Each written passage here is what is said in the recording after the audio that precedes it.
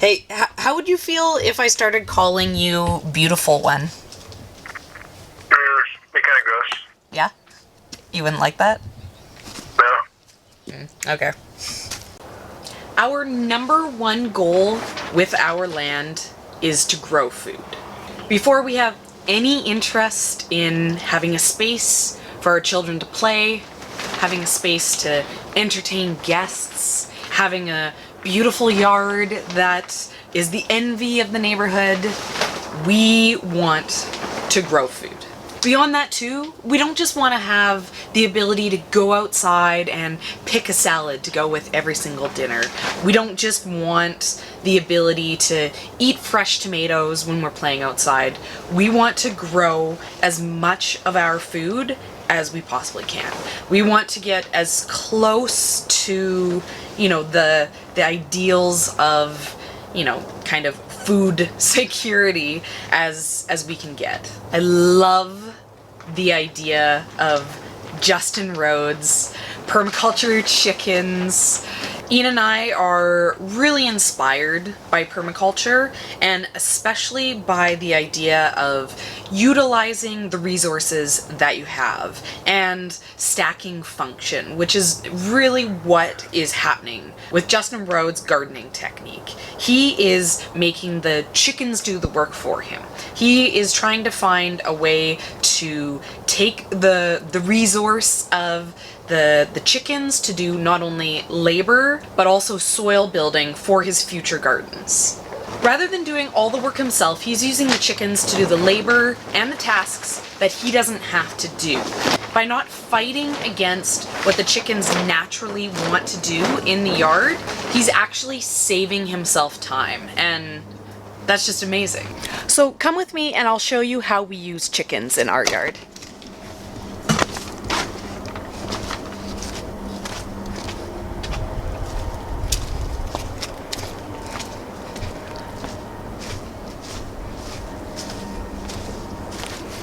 We don't have any chickens.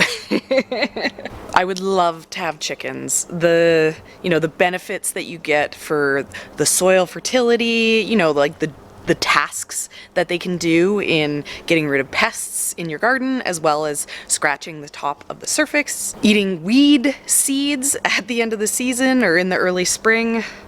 I mean, all of that is even before you even factor in getting eggs. Chickens are amazing, but we're actually in an urban space. So because of that, chickens aren't necessarily an option for us. Another thing that isn't an option for us is to have all the space for the rotations that Justin Rhodes does. He is constantly setting out his chickens into new areas to prep for planting, getting the fertility into new areas in his garden and then planting out new crops. That just isn't a luxury that I personally have. When my crops come out, I need to manually, by myself, no chickens to help me, do soil maintenance in my garden. What I personally do is I like to top dress with a compost every year, and then I get planting in here as quickly as possible. This bed right here, this is actually an overwintered bed that we had. We have some kale and some walking onions in here, and this has about another month before it'll be completely cropped out, and then we are actually going to be planting our summer garden right back in here. Because our land is limited, we do what we can with it. Like I said, our number one priority is growing food, but this is our garden. And we need to do what we can with the space that we have. And so because of that, rather than doing the crop rotations that he does and having chickens in there prepping, always opening up new spaces, we need to do crop rotations in the same place. And then that does create some complications. Another issue that we encounter is that we are in Canada. We're not in an area that has a super long growing season. Justin grew for 100 days, and that makes a lot of sense to me because my growing season is probably just a little bit over 100 days. But because my space is limited, it's really important that I try to maximize this space even during my, shoulder seasons, during those winter times when normally I couldn't be able to grow anything.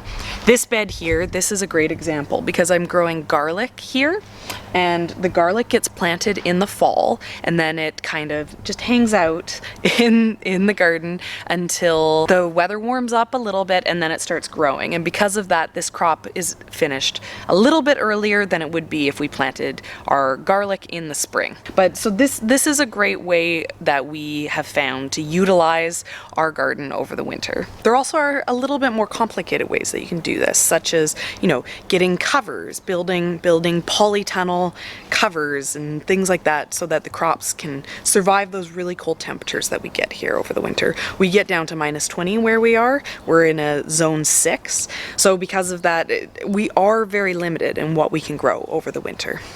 Another really important way that we maximize what we grow in our space, kind of against the season that works against us, is we grow a lot of perennials. And this is an idea that we take away from permaculture, and something that I'm sure Justin would really appreciate. We have a lot of berry bushes and fruit trees, and in the back we have some rhubarb. We also grow a lot of perennial greens up here in our front yard area. This whole space is basically devoted to us being able to grow perennial permaculture type plants, and because of that, that extends our season. These things come up super early in the spring and they stick around to as late as anything's gonna last, because all of this does survive over the winter. It just goes dormant.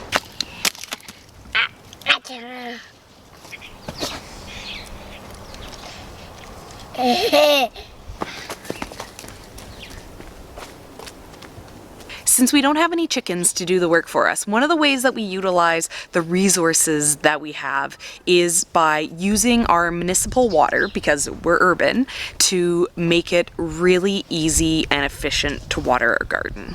We live in a semi-desert, so the idea of just putting down mulch and that being enough just isn't going to work where we live. We need to irrigate.